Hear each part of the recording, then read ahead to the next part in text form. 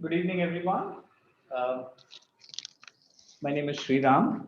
Happy to host you on this session of Let's Meditate today. Overall, okay, the overall climate, there's a lot of anxiety, okay, everywhere in India today, right?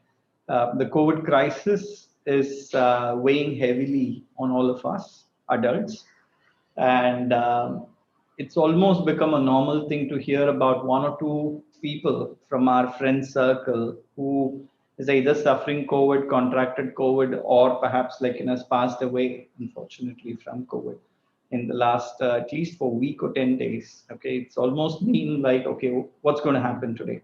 Right? It's not a good position to be in, right? I mean, there is definitely a lot of care, a lot of concern, a lot of fear, a lot of anxiety, and how do we navigate this, right? I mean, and this is as much affecting me as affecting everybody else, right? And how do we keep our head above water? How do we get through this phase and in some sense, right, I mean, combat or battle, okay, the cobwebs in the head, the mental chatter, the fear, and so on, right? So this is something I thought I'll spend a couple of minutes, right, and speaking about it, and also share what somebody had shared with me, okay, and in a talk several months back, which I happened to put down because I was very impressed with what this person had to say. The first thing is the only way to remain joyful, to remain uh, away from all these fears, right? What's going to happen is going to happen, right? Whether to you, your family, or anybody else, right? There is so much that we can do to prevent through our hand hygiene, hand washing, putting on masks and so on, right? All the best practices. But in spite of that, if something should happen, right? I mean, nothing is guaranteed, right?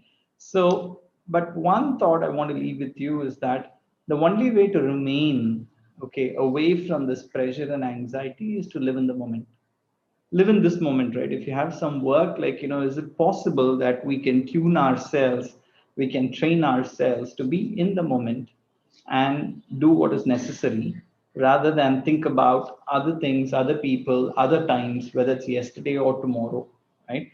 Because it is only when we are not in the current moment does stress and anxiety hit us. When we are in the current moment, we are focused on what needs to be done in the current moment, right? So that is one thought, right? That how do we remain in the current moment? Again, we've spoken about it multiple times, and meditation is one tool which helps us by default be in the current moment, right?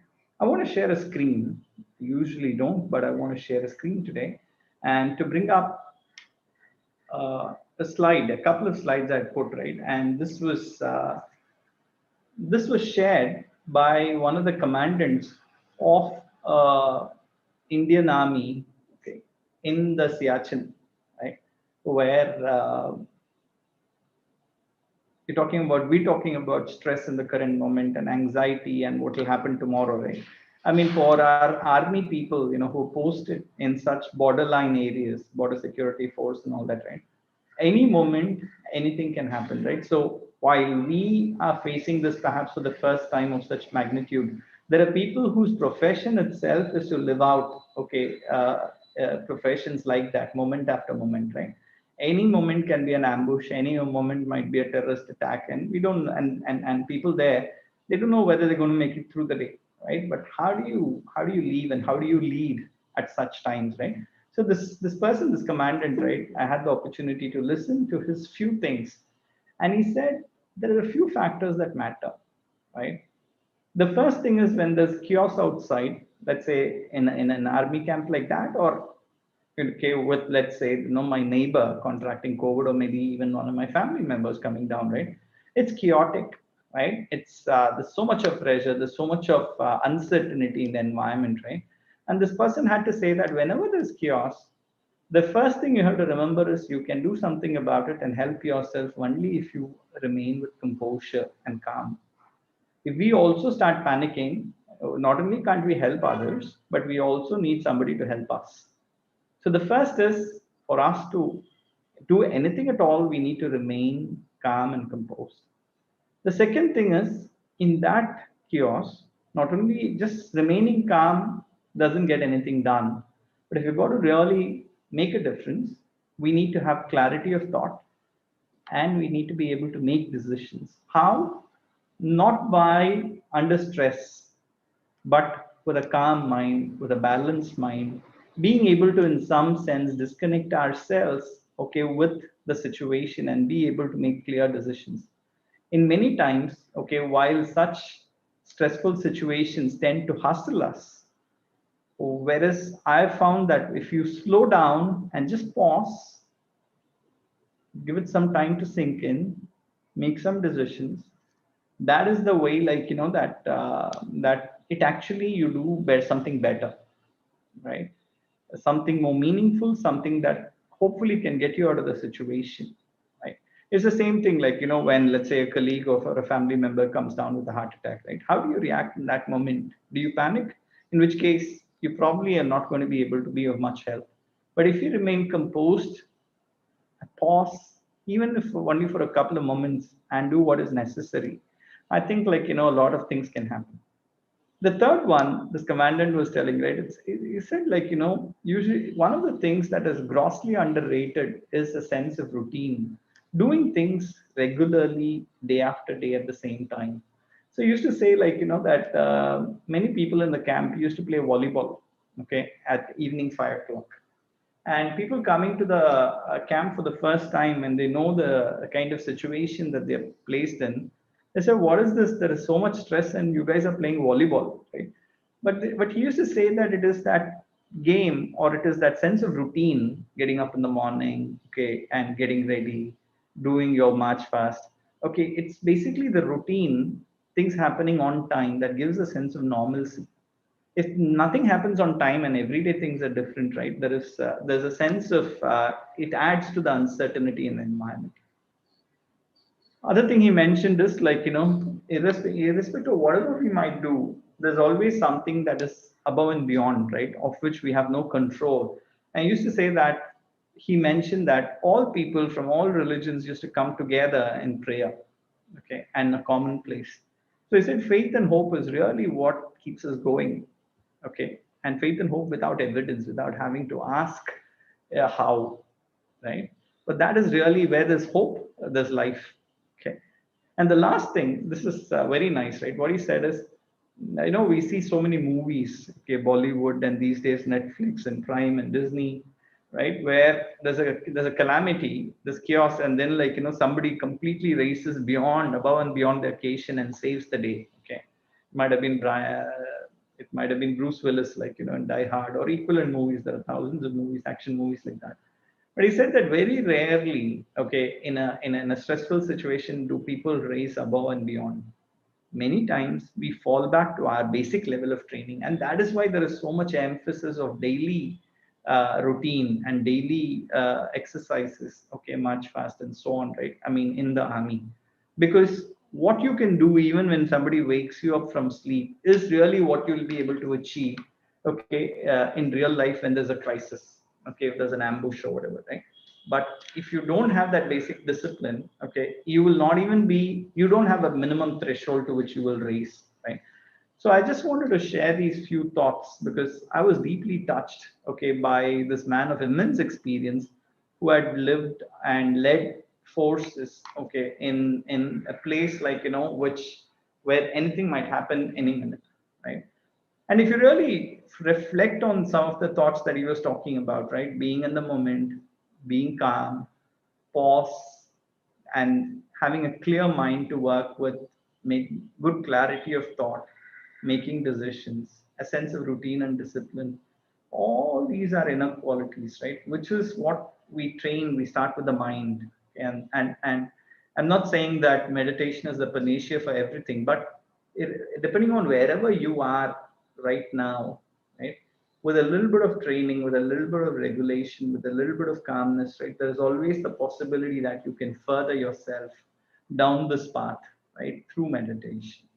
So, with those few thoughts, I invite you to experience meditation for yourself. We will practice relaxation and meditation. Sit comfortably, close your eyes softly and gently. Observe how you feel for a moment. Bring your attention to your feet, wiggle your toes, and let all your toes relax deeply. Let a gentle stream of healing energy rise up from Mother Earth, enter your legs through your toes, and start to slowly and gently move up. Relax the soles of your feet and your ankles.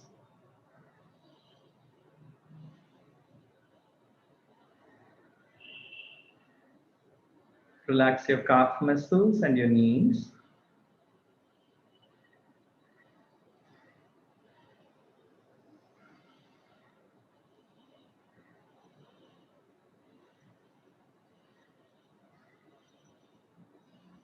Let this healing energy raise up slowly to relax your thighs and your hips deeply.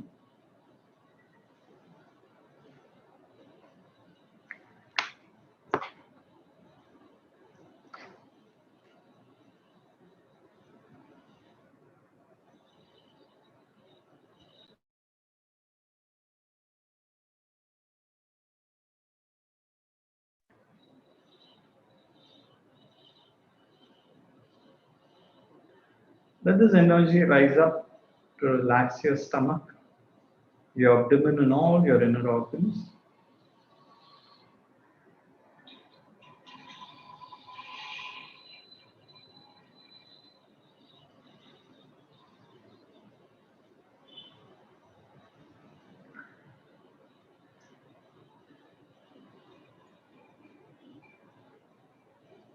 Relax your entire back from top to bottom.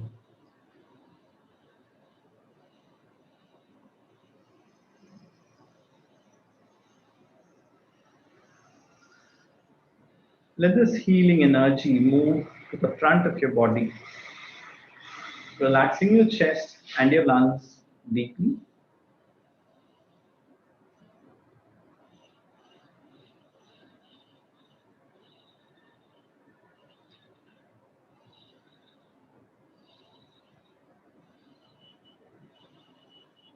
Drop your shoulders. Let your shoulder blades simply melt away.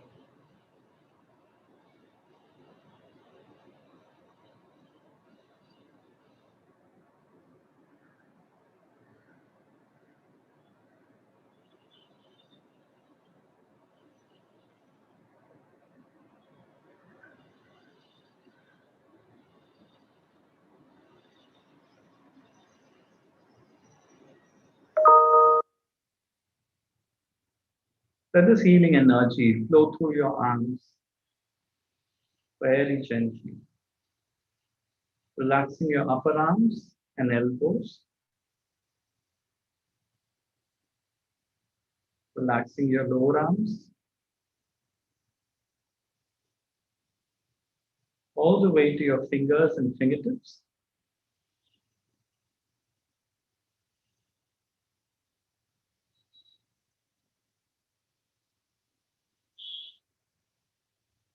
Both your arms are now deeply relaxed. Relax your neck and neck muscles. Relax all your facial muscles, starting with your jaws and cheeks,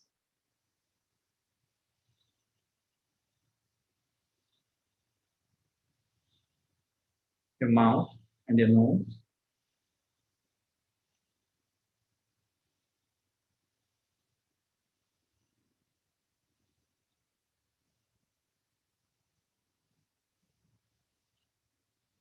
Your eyes and eyebrows.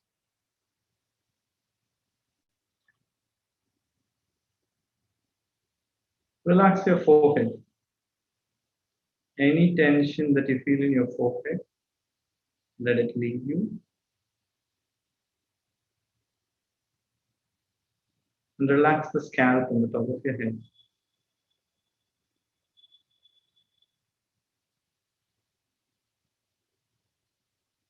Your entire body, from the top of your head all the way down to your toes, is now deeply relaxed.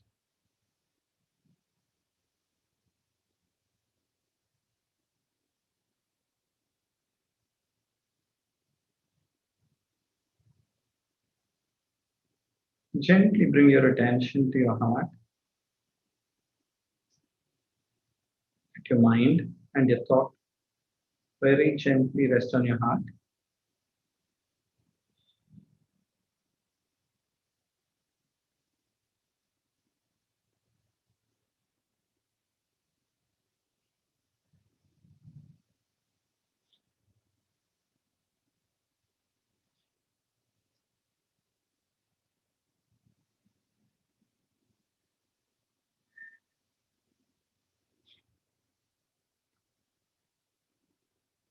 Make a suggestion that there is a source of divine light in your heart. All that you have to do is just continue to rest your attention on your heart. And just observe what is happening there for the next several minutes.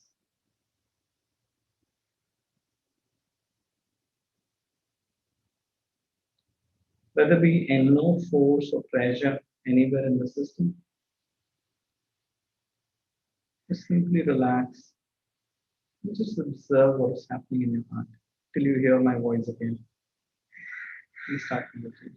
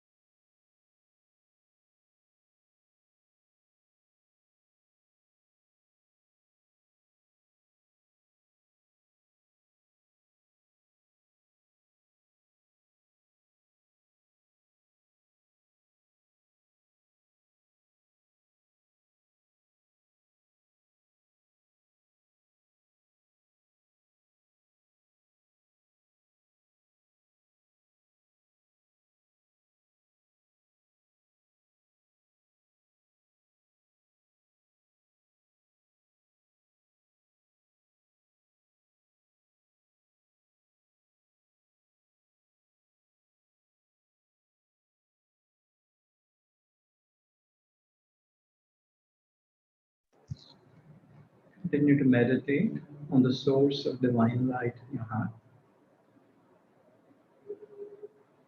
ignoring any distracting thoughts.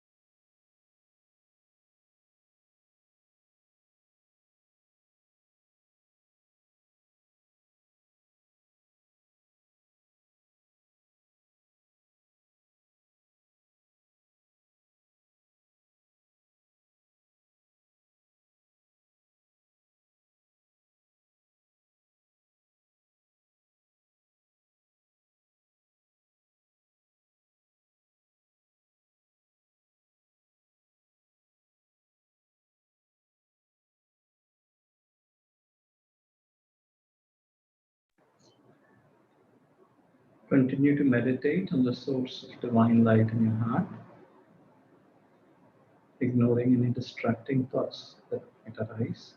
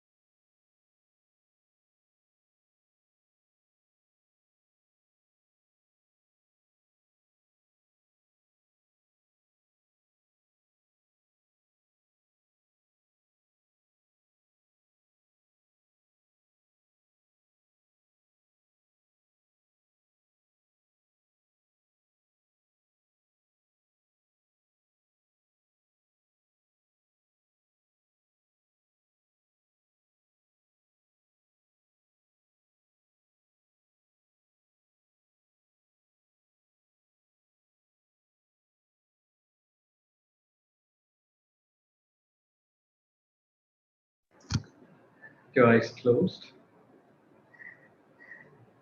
Gently taper off the process of meditation and observe how you feel at this time.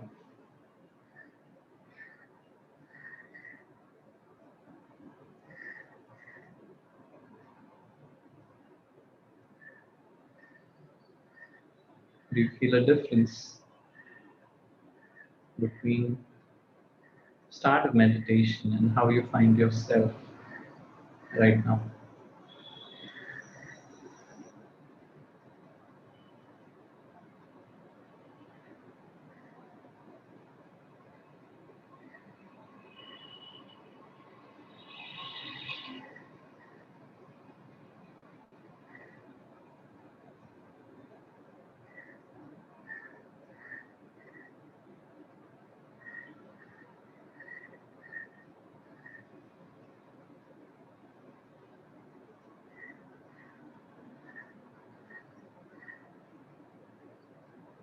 You may slowly and gently open your eyes when you're ready.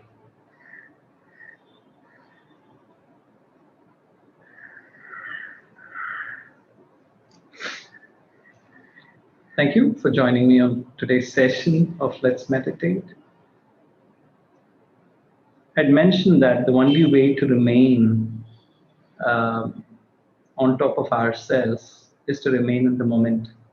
Let me give you a very small technique, a micro technique to help you be in the moment. Right? During meditation, what we do is to try to focus 100% of our attention to our hearts, and with this idea that there is divine light in the heart. Right? You will find that even when you're working, right, when your attention needs to be outside, it is possible to divert a small part of your attention, maybe 1% of your attention, and keep it anchored in your heart. And if you're able to do that, you will find that instead of the mind going all over the place, the level of uncertainty comes down, and it's as if, like, you remain anchored in the moment. Try it, and wish you all the best with that. Have a great day. We'll see you on this platform tomorrow morning, tomorrow afternoon, evening at 4 o'clock. Have a great day. Bye bye.